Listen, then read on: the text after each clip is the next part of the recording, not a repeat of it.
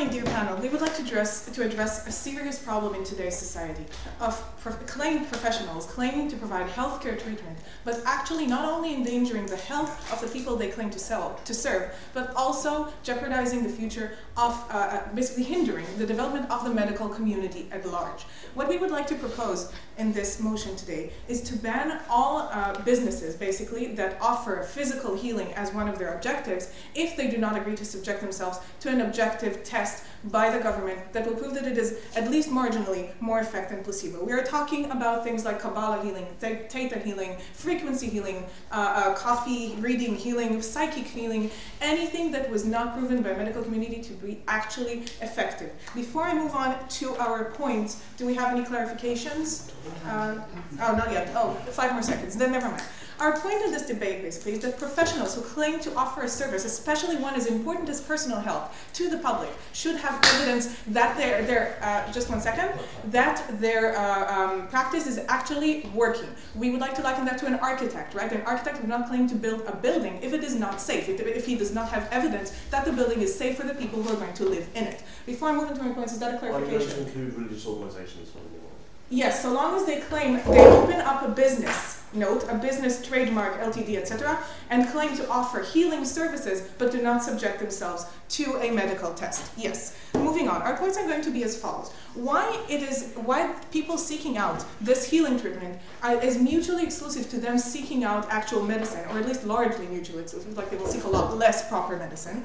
Why these treatments are inherently worse than proper medicine, and also why they are basically principally immoral, whether these people believe that they are making an effect or not. My partner will elaborate more about the practical effect of this policy, why these healing businesses will not just go under the radar and basically be behind our supervision.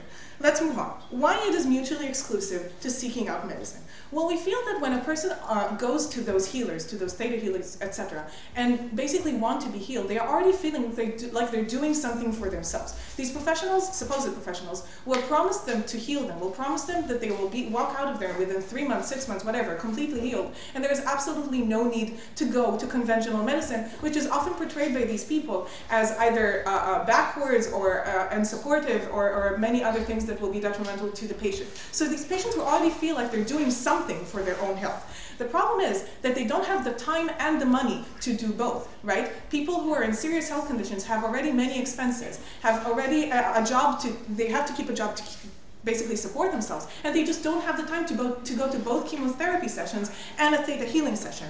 And we believe that these supposed professionals it is their interest to keep those customers with them and not let them go to conventional medicine, right? Because they are private practitioners, they do business. It is their interest to draw their patient out for just one more treatment, just one more session before the actual effect comes into place, because they want to draw out all the more money from these people. So not only when they make their customers feel like they're doing something for their own health, they will always draw them out a little more, also using things like a very significant pathos, like words like the cosmic balance will be altered and you will never heal properly unless you go to one more treatment, or using their religious authority to compel their customers to staying with them. We believe that is why people are less likely to go to medical treatment once they've started this, or they might go just too late, which moves me on to my second point. Why it is inherently worse? Now let's talk about the medical community for a second.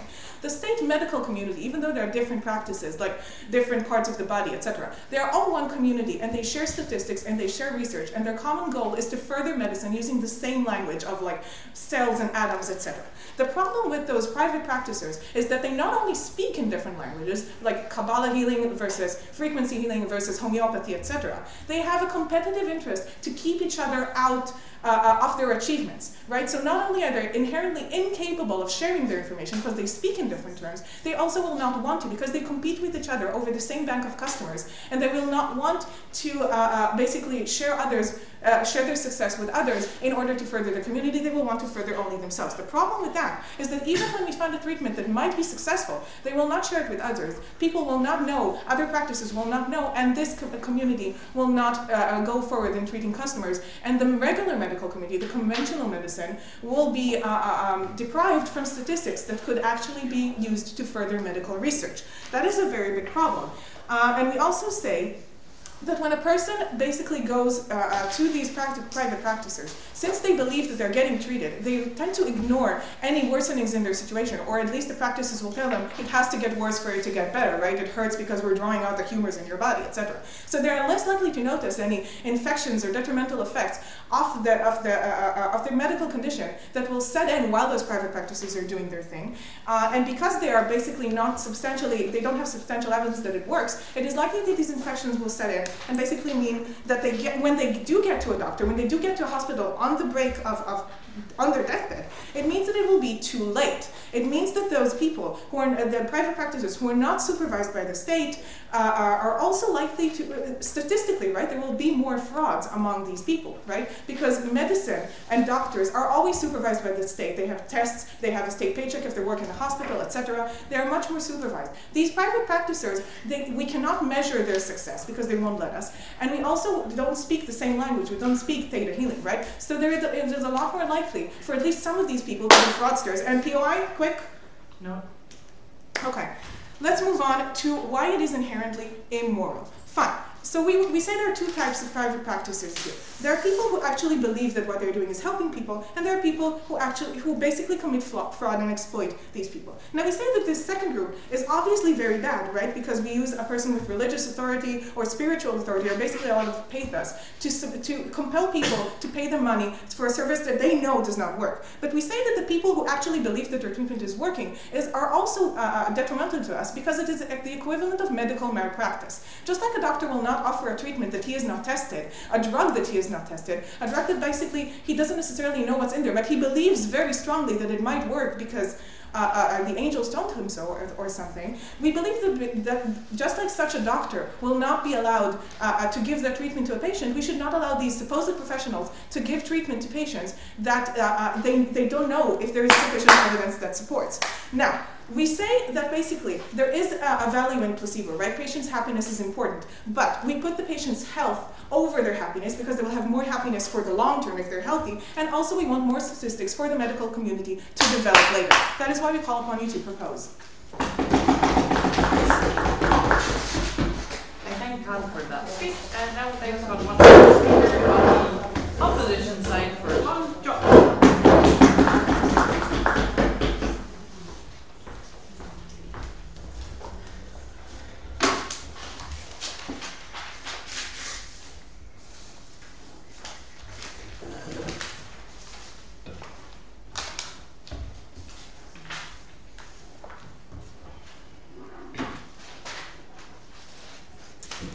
I've got some clarification to start with, then some rebuttal, and then three main points. Firstly, some clarifications. We're still okay with doctors, adverts in NHS and other public health services saying that these treatments aren't effective. We're perfectly happy with this. We're perfectly happy with them to contradict what things like faith healers are saying. We are just not forcing people to deny their identity in the delivery of their services. Secondly, the only people not using standard healthcare alongside traditional faith healing and so on and so forth, cultural sort of mechanisms of healing that are believed to work, are the truly devout to those religions and those cultures. It's very rare. There are a minority of people that only use these unproven faith healing practices without standard healthcare alongside them. We think there is a minority, and we think, as I'm going to explain later, these people are going to continue to use them, but in a much worse way. First piece of rebuttal, we think the distinction in religious organisations attempted to bring by owning government is fairly arbitrary, and that non-business-based religious organisations are clearly within this debate. We think even within the substantive of their speech, they still include religious organisations that are businesses. We just think this is important to note. Firstly, to establish why is identity important. So obviously identity is something you hold dear. It is exactly what shapes your existence. It is what you perceive as you. So it's formed through a variety of ways, mainly through your upbringing. And upbringing has an enormous effect on what you perceive to be your identity. And a large part of upbringing is things like cultural traditions, traditions based from your ethnicity, traditions based from your religion.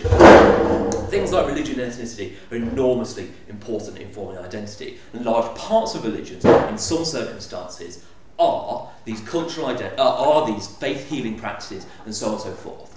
To deny people to use these practices, to deny part of their identity, something that they hold, as I have established, very, very dearly. Sir? Yes. Okay, these practices are often so detrimental to you, and they're a threat to your identity, because at the point where you do not realize that you are not being given real medicine, it means that you are very likely to die, meaning that your identity will just not be there because you're dead. So, we think that people, as I've mentioned, most people use faith healing practices alongside standardized medicine, where problems with the faith healing practices can be identified and fixed as they're going along. Most people don't get to a situation where they're dying from faith healing practices. It is very, very rare. As I'll go on to explain later, this is still going to happen, except in a much worse way. Cultural ostracisation is what leads from identity being denied. So, a large part of the groups that use fairly unproven faith healing and other such practices as a medical practice tend to be immigrant, ethnic or religious populations. They tend to either, in the case of immigrant ethnic population, have brought their culture with them. They have immigrated to the West and they have brought a culture from where they have come, which they hold very dearly. They see it as part of them, they see it as part of their identity, differentiates themselves from the country that they are now residing. What happens when you say that you can no longer say this works, in fact you've got to say this doesn't work, this is quite possibly harmful, is you're saying that what you have done for your entire life, what you see as part of you, is wrong, it is detrimental to you. It's incredibly harmful to people, and especially, as I've mentioned, considering that most people tend to do it alongside standardised medical practices, not leading to that, to terrible outcomes.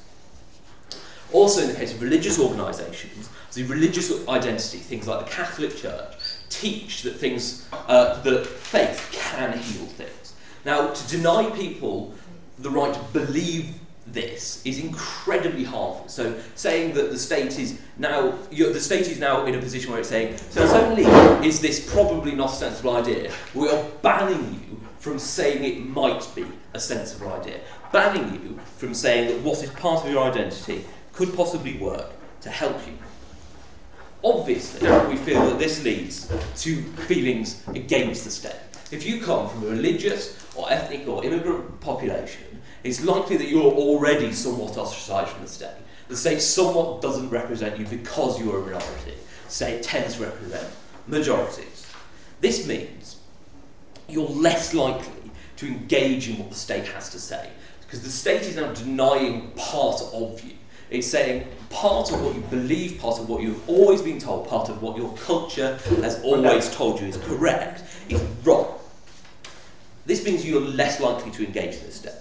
And especially in religious and ethnic groups, this is incredibly damaging. As I said, they already tend to live in fairly ostracised positions. So things like child services, police and education services already tend to be fairly alien to certain groups. These make the fact of just denying people's identity, a part of people's identity, just puts you in a position where you are far less likely to engage in some things that they have to say. Which obviously we perceive as very important. We think things like police, education, child services are very important today. More importantly, though, we think health services in this debate are incredibly important. And we think what will develop when you deny people, so as I pointed out already, most people are using standard health services alongside them. These people now have half of what they're using as a health healing practice is being denied from them. They're more likely to go against the state, as I've explained, and less likely to use standard healthcare services. And the people who aren't using standard healthcare services are likely to be using, and are only using things like faith healing practices solely, are going to continue to use these. And they're going to continue to use these in a black market forum. They're going to start using these practices without any protection the state can offer. So the state at the moment can offer protection through standard healthcare services, through some level of regulation of faith healing practices and so on and so forth.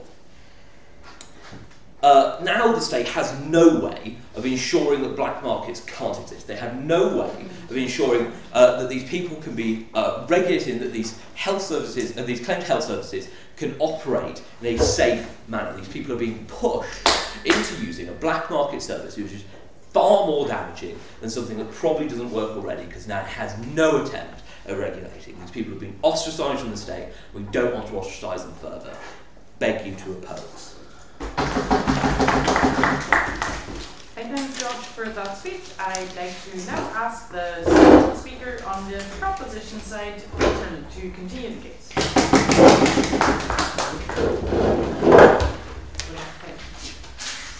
Yeah, Rezny, actually.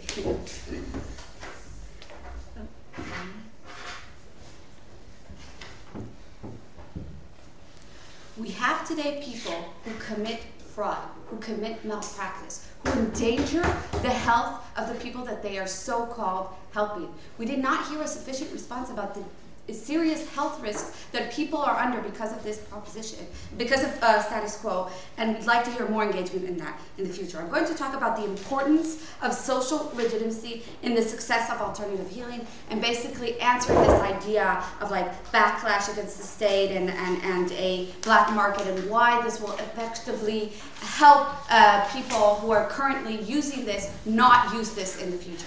But first, let's go to rebuttal. First of all, the leader of the opposition says that most people use both.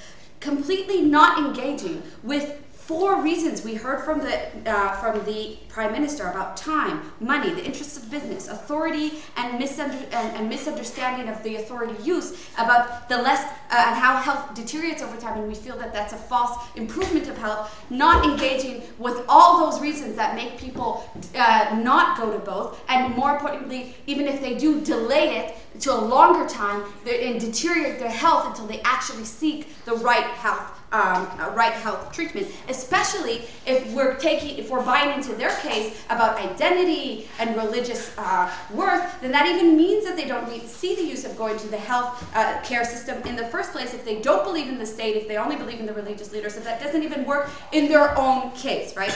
We say that we gave to you an important criteria about fraud and malpractice, saying that if these people are causing significant harm because of the fraud and malpractice that they're committing towards their so-called patients, then we as a state have to ban it in order to save the lives and the health of the people that we as a state have to protect. And we didn't hear any sufficient answer to that as well.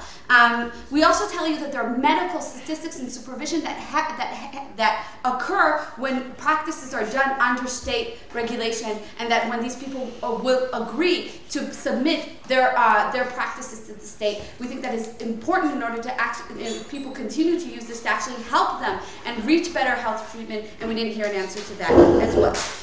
We hear from the leader of the opposition this idea of identity, right? So we have 2 answers to this. First of all, let's say a tattoo is an important part of my identity. Would we still let someone go to an unhygienic tattoo parlor that risks their health in order to continue and do their tattoo? No, of course not. The same goes for religious leader. We've heard a mischaracterization here of these communities. We say that they have strong religious identities. We accept that. But the thing is that they have a strong core towards religion, towards the idea of faith. And we are not going here against faith. That is not in the debate. We're going here against a certain minister that is a fraud minister that is telling their followers that if they do a certain practice that is endangering to them, then they will actually be healed by Jesus. Most ministers don't say that. Most imams don't tell their leaders, tell their followers to do dangerous, risky, healthy things, or to even do these practices. They go to the mosque, they go to the church, and they talk about religion, and they talk about identity, and they talk about maybe the idea of faith and prayer, but they do not go into that, make that next step of actual practices in order to help them be solved with a disease. And we think that this will push out those kind of ministers and actually make the ministers that don't do these practices stronger, and those followers will go to that, and I'll go into that to my point. About this idea of backlash against the state. 2 answers to that. First of all, status quo. I mean, today people feel that if they're a religious minority, that they're in some kind of a contention with the state. We don't see the big difference with that. And again, we want emphasize that the state is not going against their belief. They're not saying that your belief is bad, and they're not saying that faith is bad. They're saying specific people who conduct dangerous things should not be allowed to do so, and we will ban them from doing so. So let's talk about the importance of social legitimacy and the success of alternative healing. So who looks at healing? We want to talk about two main groups. First, religious followers engaging with First Stop, and secondly, like new age trend and people who like to have critical attitudes towards the health system. So regarding religious followers, we say first of all, they are we say that we're talking about the fraud religious leaders. We say these are a minority of the sects of religious, right? We say that there's a mischaracterization. We say that most people actually go to religious leaders that give them like good empowerment and ideas about the state and talk to them about political critical issues, and only the minority are going in like to problematic leaders. If there's any POI from second especially, I'd be happy to take it. Secondly, we say that there's a growing market of new age, this new age trend. We see like health magazines, celebrities, TV shows, and unlike the religious minority that's a minority within a minority, this is a growing trend where many people now think that it's very cool to go to health, like alternative health, and it's something that is considered like idolized by celebrities and TV shows and health magazines, and we see this a lot. We say, any POI?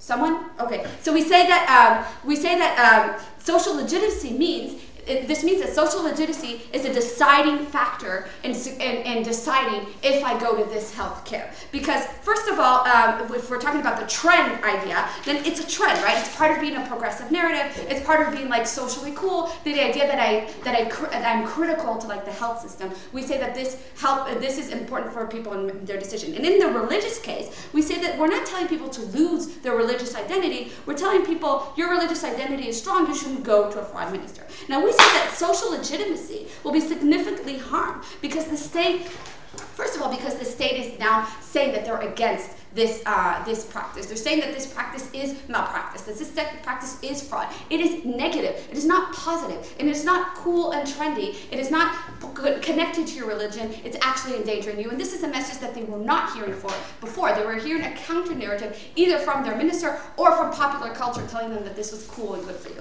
So we're saying that finally they're getting a good negative message. Secondly, they're taking an extra step to seek out the health that they need. And we say, after we've proven to you that social legitimacy is an important factor, that means that they don't want to make that extra effort in order to go to someone that's like under the radar, that's not approved, that doesn't have the social legitimacy, just like I won't go to a tattoo parlor that isn't healthy, that isn't with the certification. So we say that once we've given you that people are looking for social legitimacy, now see that it's negative, now have to take the extra step, they're not going to go to these black market health alternatives, they're going to make themselves much healthier, we're going to save people from risky diseases, and therefore we're proud to propose.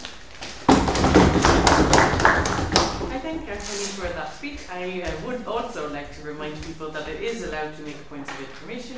And I would like to move on to the next speaker in this debate.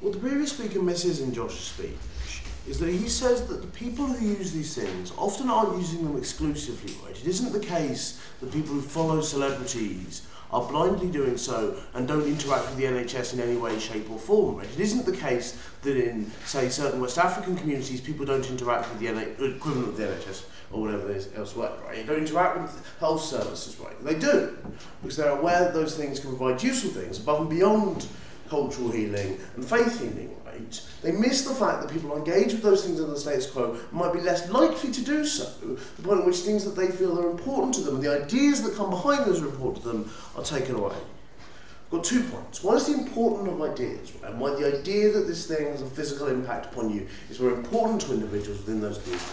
The second is the impact upon minority cultures, I gave the West African example, but also minority religious cultures, right?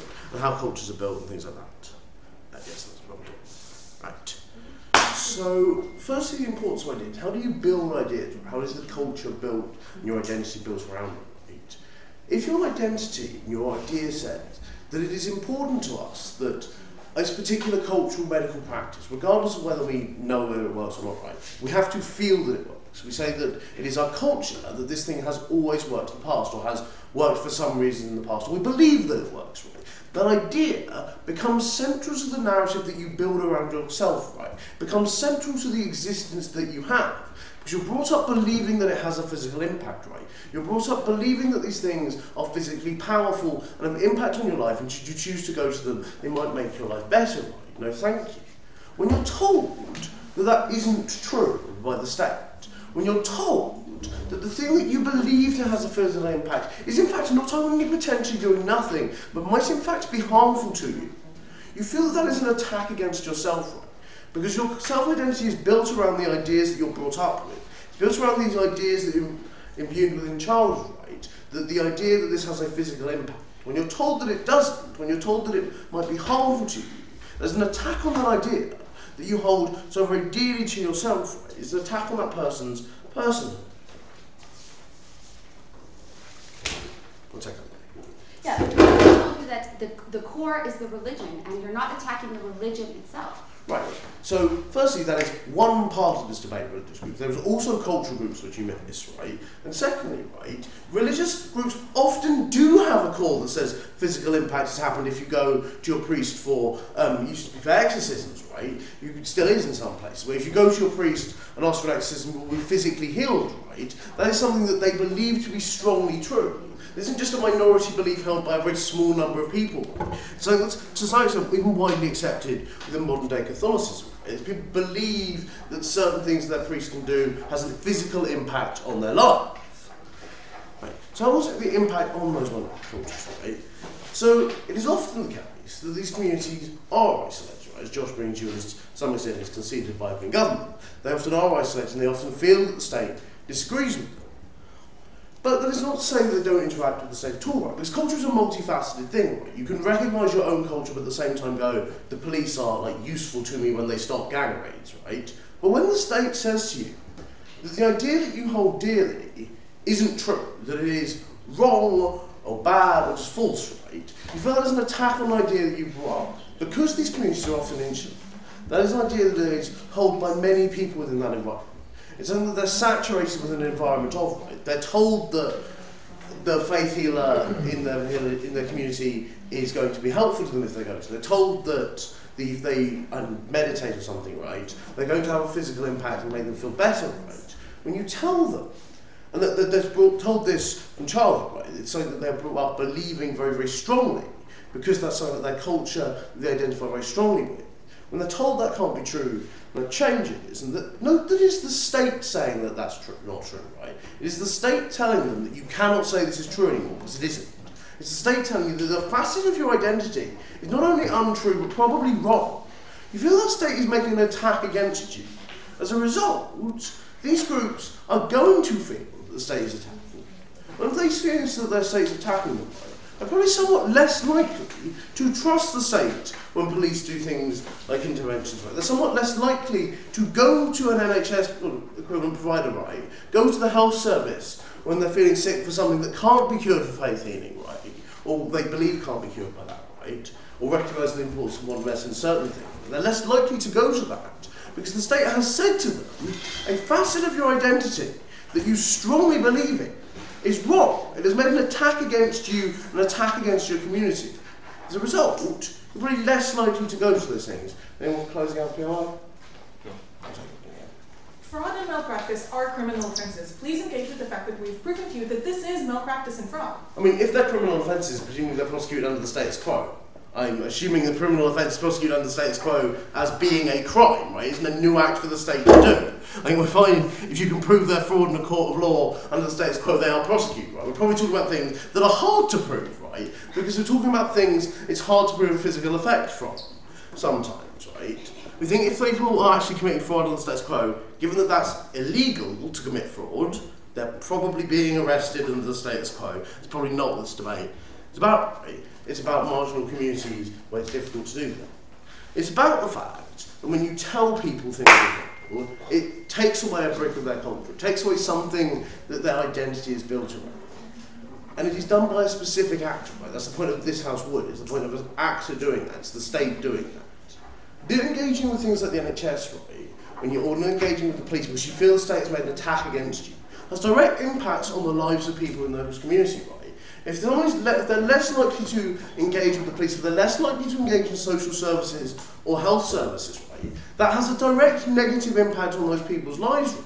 Because if you don't engage with child services, it might mean the children who are not necessarily having the best environment aren't looked in on as often. It might mean that when crimes are committed, they're more likely to go unreported. It might well mean that when people went to the faith healer previously and didn't necessarily have any success, but still felt they could go to the NHS because the state trusted them and the state valued them, right, now feel that the state is attacking them. So they're less likely to go, and they're more likely to not interact with them, and might actually be more likely to die. It leads to massive negative impacts on the lives of people within communities. Close on. I thank Matthew for that speech, and would now like to move on to the second half of this debate, and first to Riga and Rasmus.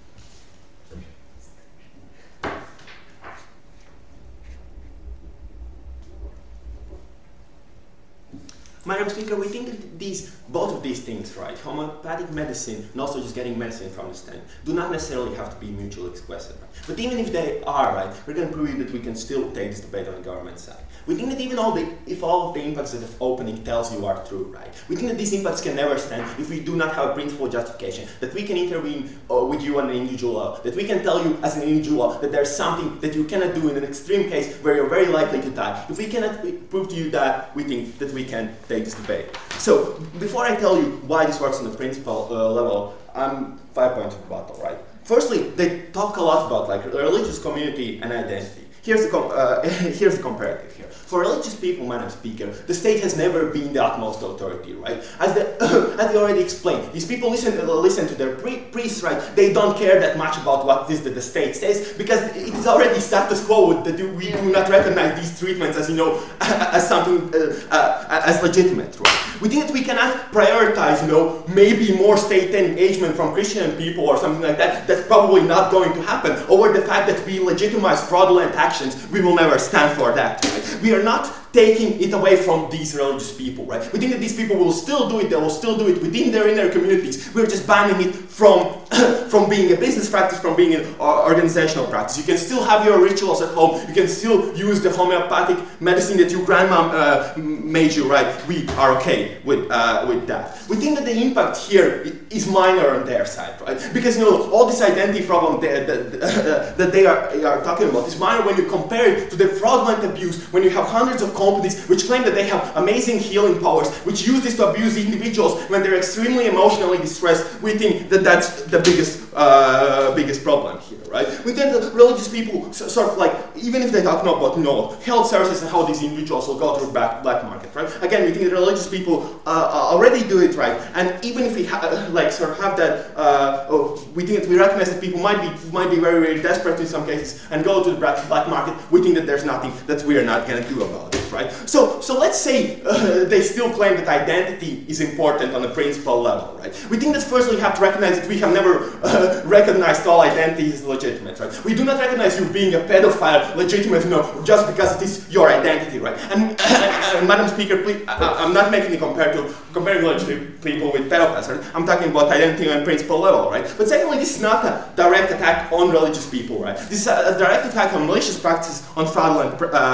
practices, right? And thirdly, yeah, as I already said, impact on identity is not measurable and noticeable here, right? Because we think that these people might be more likely to engage state, but not be more likely to engage state. The impact that is noticeable is that you just no longer have people advertising fake homeopathic medicine and abusing others on a fraud. So what is the principle of justification here, right? Because we think that as a state, we can sort of limit you from engaging in any practice at the point where you think that like this practice has a malicious intent, right? We're not going to let you like sort of post lottery if you think that you're going to scam people from their money, right? We just ban this kind of practice because we do not think that we can have them, right? We think that like you as a state, right? The fact that you provide business infrastructure to businesses, meaning that the business can go out there, can operate, right? They have the protection of the state, they have the protection of the police if somebody breaks into you, they have legal protection because they can use the state facilities, means that we as a state have a responsibility to ensure that this infrastructure and things that we provide people on a principal level aren't abused in a way as to abuse other people who are in worse situations, right? We think that like, even if they say, oh, like, but not all these people are malicious, right? Some of these people might be, like these healers actually believe that they will help, right? If that's true, man, we think that they are very likely to do this on their own, right? If they do this within their community, right, to people without getting paid because they want to help them, we think that they'll do this. What we're not going to do, though, is we're not going to let these people claim something that they haven't proven they can do and take money from people who think that it's going to help them and it's not right. How does this compare with opening, Madam Speaker? We think that like impact justification never works, right? Unless you can prove that you can do it on a principle level. We think that on an impact justification, it would make sense for us to take money from all the people, right, and just distribute it equally, right? The reason why we not do it, because we think that on a principle level, you have some sort of rights to self-property and things like that, We think that it's similar in this case, right? Secondly, so if this debate is not sort of like about these religious communities and identities that closing is talking about, what it is, we think that this necessarily boils down to extreme cases, right? I'm talking about cases where people are so desperate, right? We think that these are the majority of cases where you have the biggest impact, because a lot of people, right, they suffer from so horrible diseases, right? When they have exhausted all the possible options that you have from the state, right? They have gone to all the clinics, tried all the medicine, and at this point, right, these people are so desperate, they don't know what to do, right? Which is when they're very likely to turn to these things because they need like some way, at least some kind of way they might be able to tackle this, right? We think that like the principle in this case, right, is that people who are in the worst possible situation to be abused, right, are the people who we need to protect. Because these people, why is that the case? Is these people are in the worst possible situation? We think that these people, firstly, are extremely emotional in this case, right? Because you literally have tried everything that the state is able to provide you, right? You might have gone to drug trials and things like that. At this point, like you're so desperate, you're willing to give away any money, right? You're willing just to go out there and borrow a lot of money just for a single chance, like to have this life-saving treatment. Before I move on, opening.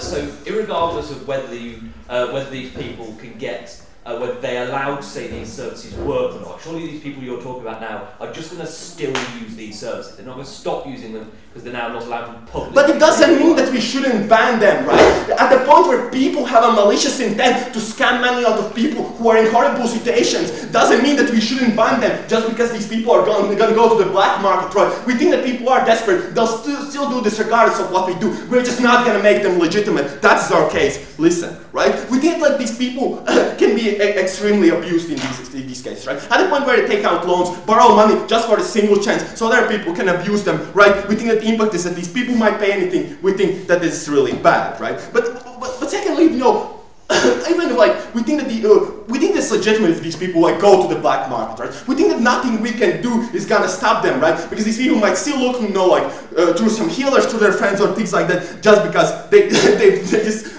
just think that their life is so much more important. So what is not compared to at the end of this debate, Madam Speaker?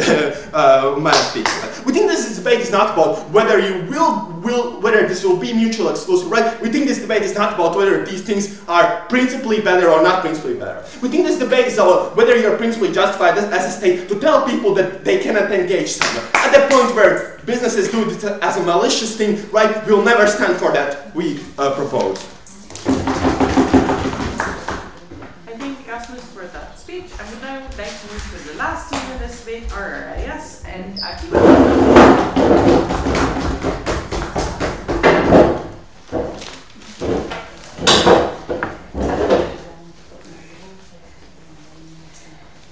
and I would appreciate it if people are quiet during that.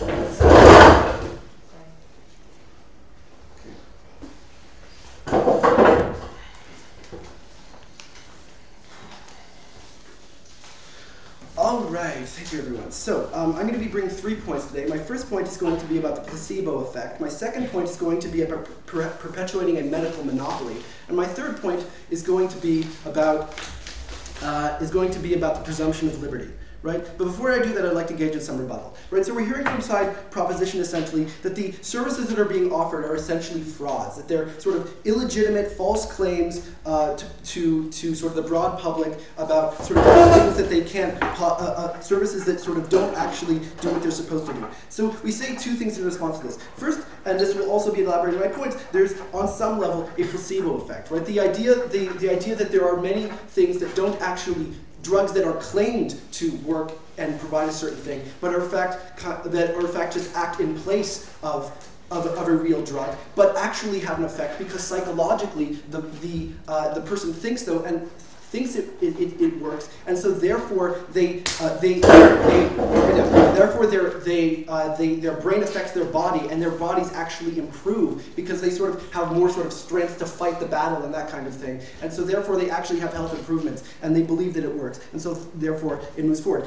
We also challenge the idea that it doesn't work because, as we talked about later, there's a kind of relative standards of effectiveness, because for people who engage in these sort of treatments, they believe it works, the medical community believes it doesn't. And we don't think just because the medical community doesn't think it works, that means that the state is therefore legitimizing saying that this doesn't work, because there are different standards of evaluation, and the state doesn't have the right to declare which standard is better. We want a neutral ground for this kind of conversation. We also say, there's also claimed on side proposition, essentially, that the people who engage in these sort of services are people who are desperate and are dying of a crazy disease or cancer or something and have exhausted all their options. We think this is a gross mischaracterization of the kinds of people who likely use these services. We think, for example, the people who use acupuncture or homeopathy are not people who are dying of deadly disease, but people who want to improve their health mostly on the margin. People who want sort of to flood their body of toxins or to feel better or to have better, bowel movements or something like that. And that this isn't the kind of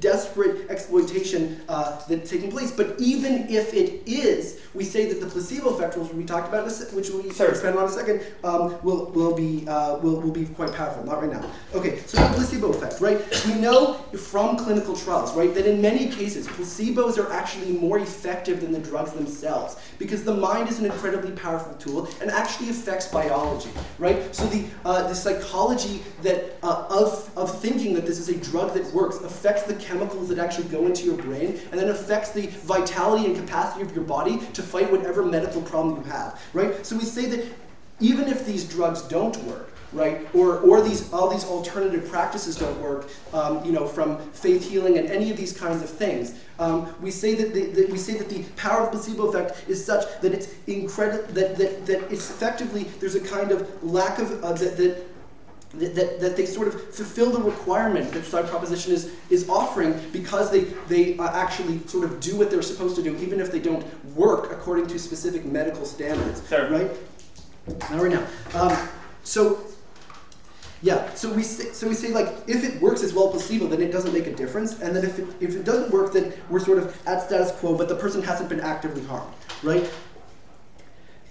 And we know that few drugs are more effective in blind trials than placebos. Right, to point 2, right, perpetuating a medical monopoly. We say that the incentive structure for allowing these kinds of things is radically distorted. I'll take second in a second. Okay. In a second. We say that the medical monopoly is radically distorted, right? Because we say that the medical establishment benefits from the idea that these services are not available on the open market and are not available to be used by people, right? So we know, for example, that there are sort of real services that are not certified by the medical establishment, but in fact have scientific studies backing them up, but are not certified because the medical establishment has an interest in keeping these out of the market. So we know that acupuncture is scientifically verified. We know that chiropractic medicine works, and so on and so forth. And so there's an incentive for certain kinds of options to be pulled back from the system as potentially working, even though they have scientific data behind them, because they're not certified by the medical establishment, because of the medical establishment's interest in keeping them out. And we think the government is perpetuating a market monopoly in services that could be potentially useful. Yes? Okay, placebo effect is random, meaning that you'll never know if it's going to happen or not, and it happens only in minority of cases. On the other hand, you get hundreds of individuals who are scammed every day because there's no placebo effect that was supposed to happen. All these individuals lose money and they're done. Yeah. Okay, so two things. One, we say that placebo effect is in fact much, much stronger than side proposition would have you claim. We know that in many, many clinical trials, these sort of control group of placebo effect individuals sometimes often do better than the group that's actually getting the real drug. But we say that even if this isn't true, right, that people have a right to use something that they think works because their standards are different than other people's standards, than the medical monopoly standards, and the only way that they can know about this service if it is advertised to them as being potentially useful to them. And the medical profession and the state following the medical profession's sort of scientific guidelines doesn't have the right to kind of to ban these options. We think that the medical profession has often been wrong about potentially useful treatments. They used to think that sort of heroin and cocaine were useful. They used to think that antidepressants didn't work, and so forth. And so we don't have necessarily reason to actually trust that all of their particular standards for this kind of thing will take place. We think this only adds to sort of regulatory bureaucracy in which you have to sort of certify things in order to make them work. No. Okay, so part 3, right, the liberty presumption, right? We have this basic principle in sort of Western liberal democracies that consenting adults have the right to engage in any practice that does not directly harm other people and often them either, right? So essentially, people have the right to engage in all kinds of different treatments, try out different kinds of things, things that they consider to be useful that other people might not consider useful, because we understand that people have different values and different interests, right? And that kind of people's idea of like the good life is relative, and so therefore we can't impose a specific standard. And the only way that they can know that this is a possible treatment for them is if we allow these things to be advertised and we don't ban that this could be potentially useful and not go by someone's specific standard. So the only way that we can have a kind of open marketplace of potential medical options and an open marketplace of ideas is if we allow this liberty presumption to take place. Right, so what have I talked to you about today? Right, I've talked to you about the placebo effect and how it can be just as effective and even in it doesn't make a difference. I've talked to you about how this perpetuates potentially useful practice, and I've talked to you about how we have presumption of liberty in allowing people to effectively do what they want as long as it doesn't harm other people. Thank you, and thank you to Oppose. I thank Arkiva for that speech, and now we'd like to vote on the last speaker on the proposition side of this debate, Julia.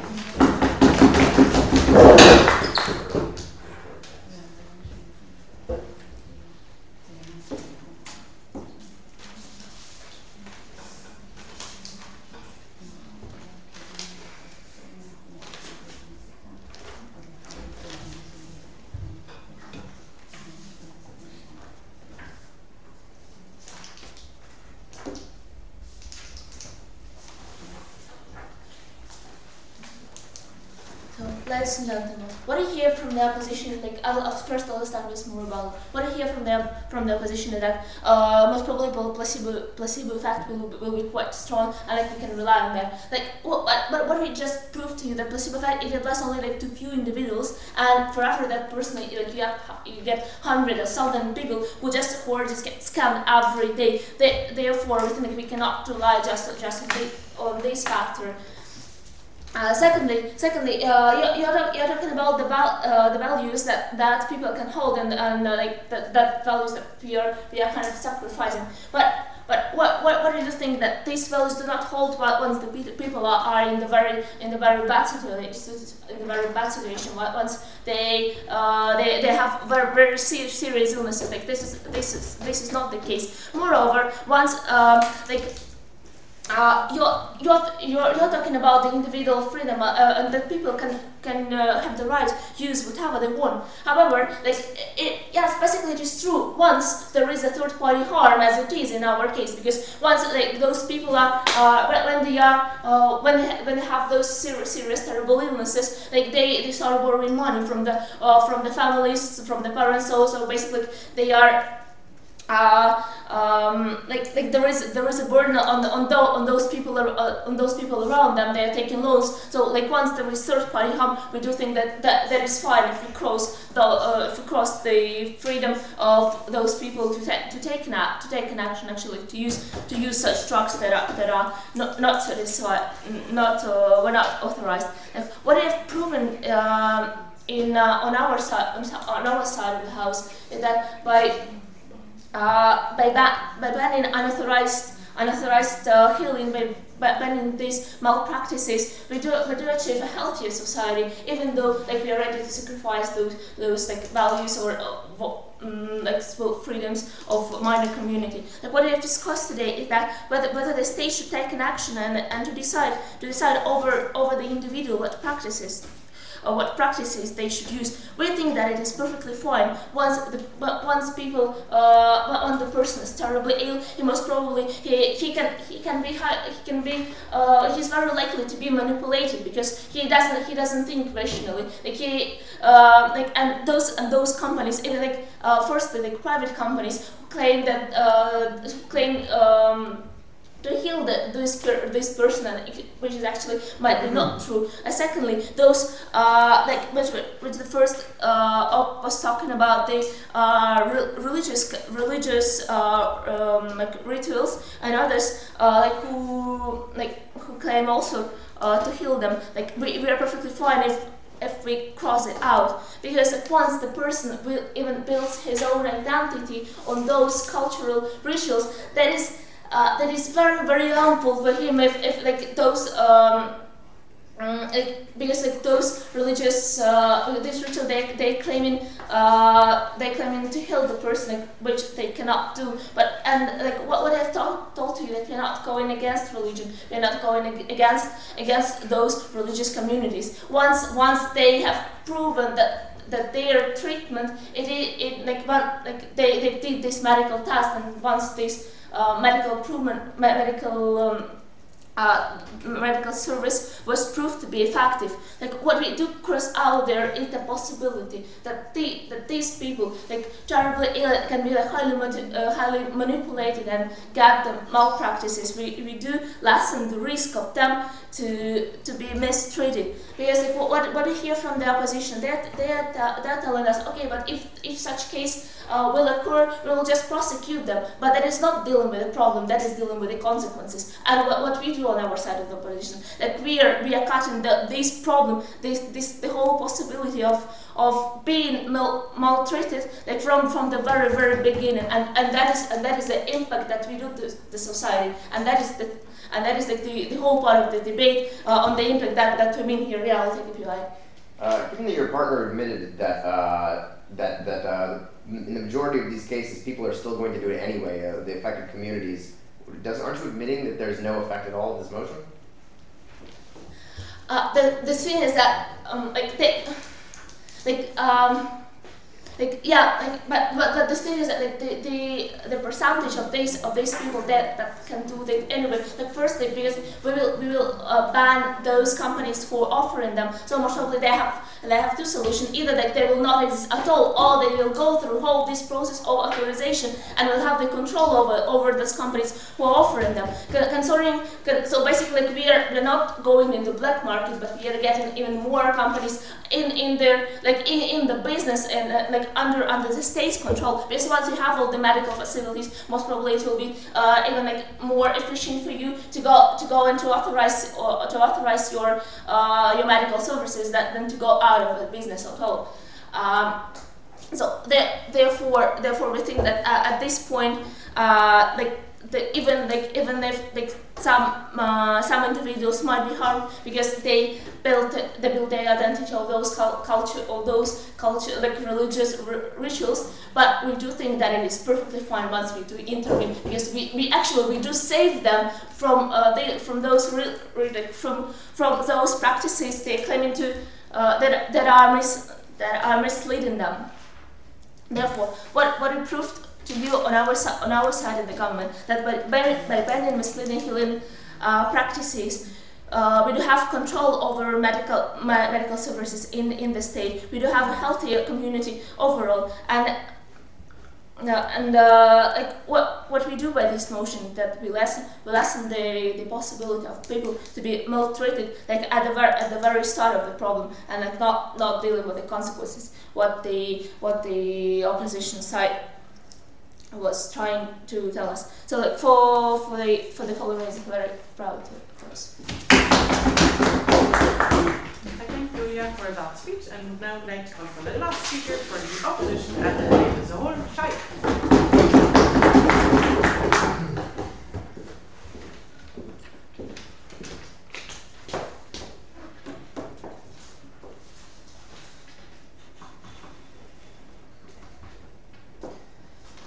All right. Thank you, Madam Speaker. Thank you all for having me here today. It's had an interesting debate so far. I've talked a lot about cultural identity, fraud, that sort of thing, and I'm going to give you a brief summary, a little bit of analysis, and focus in on why it is that second opposition has really brought to you the stronger, more convincing evidence. Now, we got from first government, this first government sort of would have you believe that alternative medicine providers are all snake oil salesmen who are prioritizing money over people's lives, and they would also have you believe that people choose to treat their irritable bowel syndrome the same way that they choose their shoes and their handbags, which is by turning on the TV and looking at what celebrities are doing.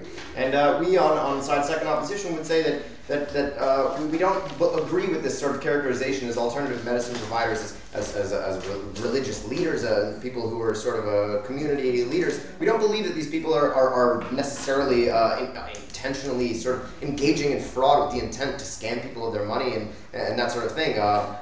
Actually, we believe that engaging in these sorts of rituals and that sort of thing is often some of the most effective, not for a while, is some of the most effective treatment because, as my partner pointed out, the placebo effect is one of the most effective treatments, and oftentimes these people are sort of seeking to provide comfort at the last stages for people's lives and that sort of thing, also, we would, and as First Government pointed out, I think extremely well, fraud is already illegal. So sort of the problem they're trying to solve is not a problem. It's already dealt with by the legal status quo now.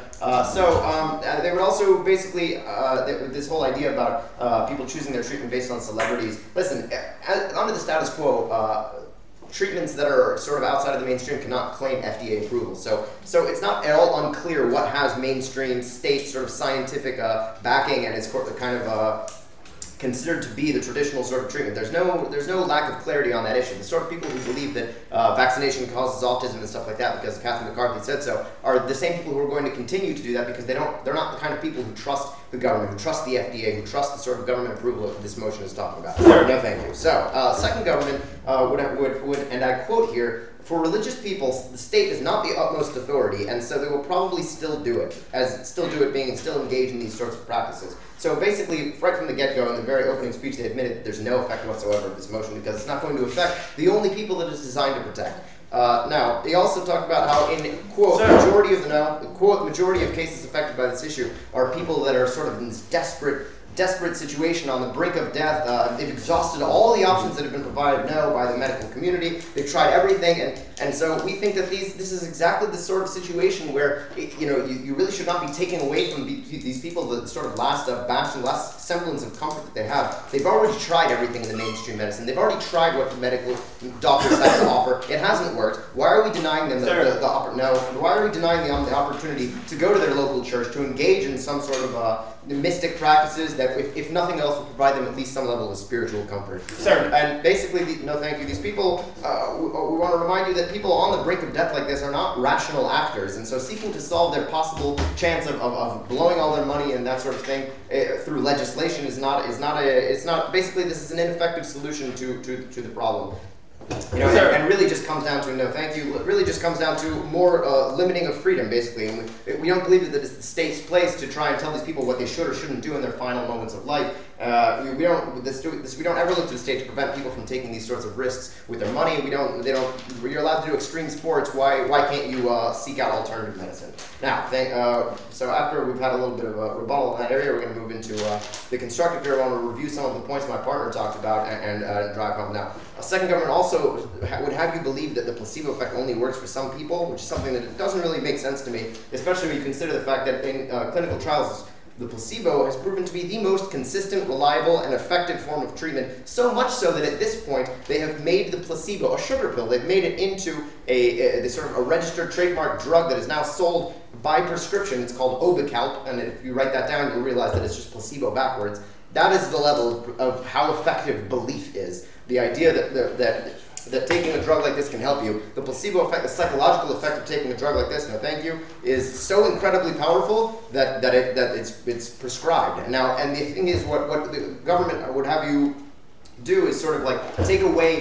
They would be trying to deny the right of people offering this sort of placebo effect, this sort of this psychological healing. They would be trying to deny them the right to claim the effectiveness of their treatment. And when you deny the effectiveness, what you're doing is undercutting the whole principle on which the placebo effect rests. You have to believe that it's going to be effective in order for it to work. And if the government is telling you, don't buy into that, it's not going to be effective, you have effectively eliminated the most effective treatment available to these sorts of people. Okay. Now, and when you also take into consideration, thank you, when you also take into consideration the fact that they're also talking about banning rituals and services, as defined by the motion, that these sorts of things are basically always reliant on the placebo effect, assuming that you don't believe in that particular religion. And so basically this is a direct infringement upon religious beliefs, because they're saying that in order to engage in these sorts of religious rituals and practices and stuff like that, you would have to concretely prove that by engaging in perhaps going into a mikveh bath or doing some sort of religious ritual, that there's a physical effect. It takes a second. Okay, so the reason why extreme sports in this case are different, because the impact, at the point where you make the decision to engage in extreme sports, you're not under severe emotional distress. But even if that doesn't matter, there's third-party harm at the point where your family spends tons of money. Okay, thank you. Give it to fraudulent people. I understand what you're saying, and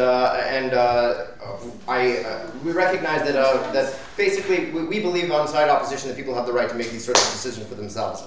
Now, moving into this concept of regulations, my partner brought you the national sort of regulation. The FDA is not an all-knowing thing. He brought up examples, reminded you that once upon a time, cigarettes, heroin, morphine, cocaine were all considered legitimate treatment and prescribed and had FDA approval. Now, we've seen in the past that they've erred. We have no reason to believe that in the future there will be some sort of the gold standard by which we can tell all things are okay. Now, under the status quo, basically the treatments in question, they can't claim FDA approval. So as we said, as my partner told you, it's already clear which practices fall under the umbrella of sort of modern medicine, modern science. There's no lack of clarity here. This motion basically is ineffective. And furthermore, we're perpetuating sort of the pharmaceutical monopoly, because national regulation basically is subject to extremely dense bureaucracy. They're subject to the lobbying of a few very rich companies. And as my partner mentioned to you, there are certain treatments that, because they are not profitable, for example, acupuncture, for example, chiropractic, because they're not extremely profitable with these pharmaceutical companies, because you can't sell you a pill, then they can't do anything about it. And finally, we think that one of the most important points here is the freedom idea. People choose the treatment that suits them, and as both first and second government admitted, they will choose those treatments regardless of the motion, and therefore, because of the placebo effect, because of the regulation, we beg you to